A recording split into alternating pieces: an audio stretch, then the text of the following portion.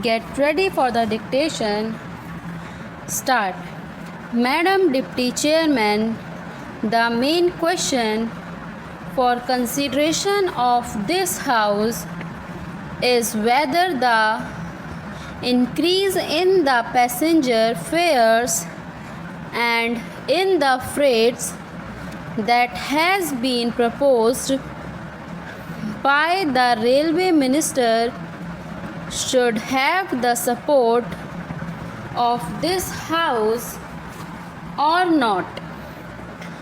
I have been listening with some interest to the speeches so far made, and they are all unanimous on one point, namely that there should be no increase, particularly so far as the second class passengers are concerned. What we have to decide at present is that those friends who have emphasized their opposition to this levy have also said that in view of our developing economy, in view of our developing industrialization, in view of the fact that there is a greater demand for passenger traffic as well as goods traffic, we have to develop our railway system. We have to see that we increase our lines. We have also to see that we double our lines.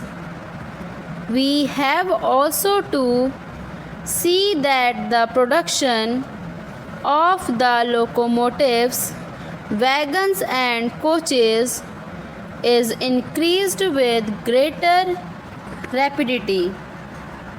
Otherwise, we will not be able to meet the demand of the developing economy.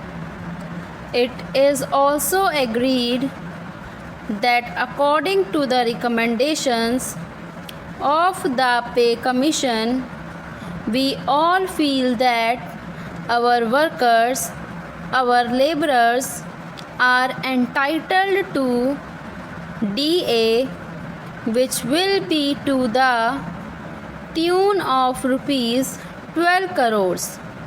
There are no two opinions about it.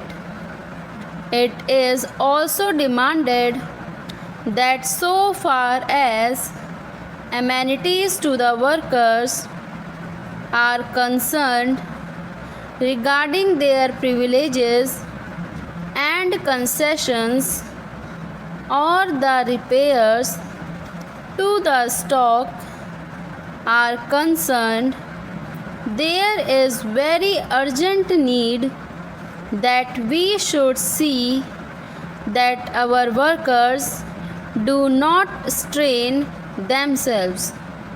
An engine driver should not be asked to do work for more than 12 hours.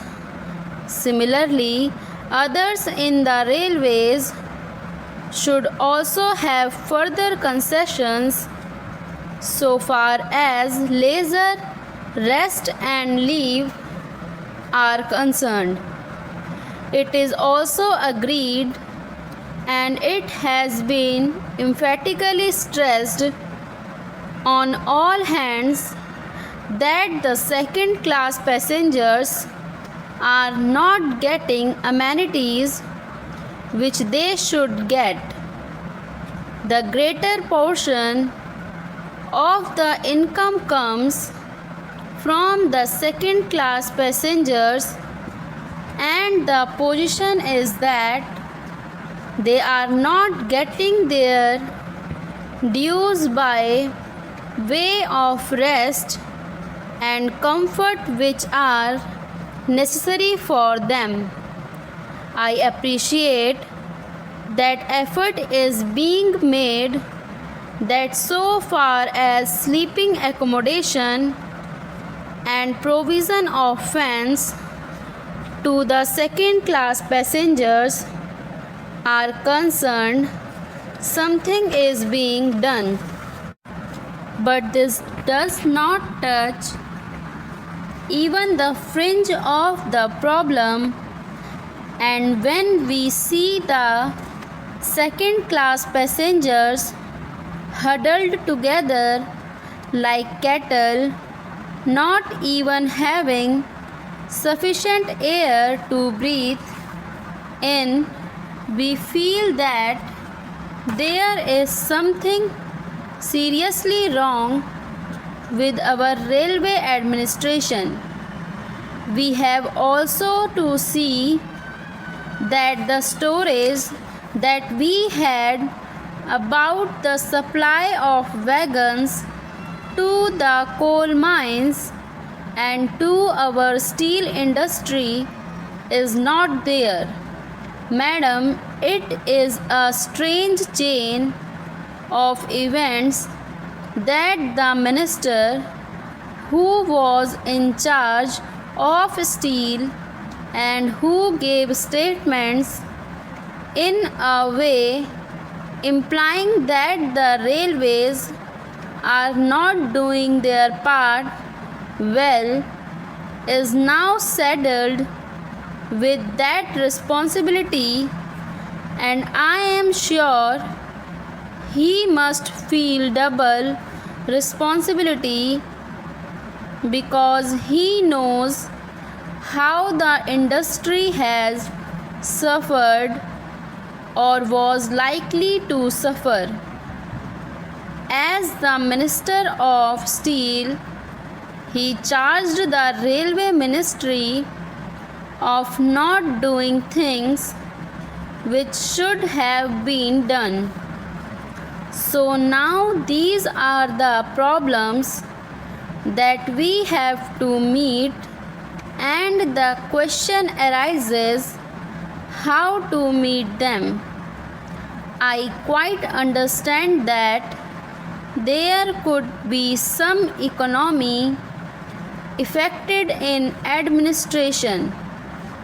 I could also understand that by tightening and administration and seeing that there is not much of ticketless travel, we could improve the position. I could also understand that by taking effective measures regarding the new responsibility which Parliament has placed on the shoulders of the Railway Department, namely the liability of a common carrier for goods, for which they have provided rupees 2 crores, and by having all these things in mind, there could be some reduction in expenditure. But I do not think that reduction would be of a value sufficient to meet the increasing demands of the railways. That is the problem.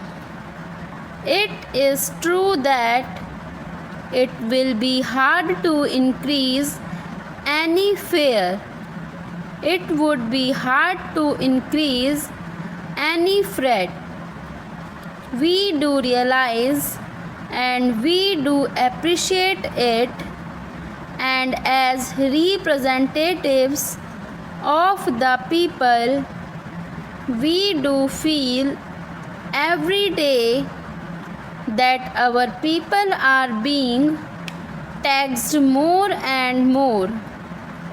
As regards freight, madam, my own view is that So far as food articles are concerned, this proposal should be modified just as there has been a modification in the case of giving encouragement for exports and in certain other respects.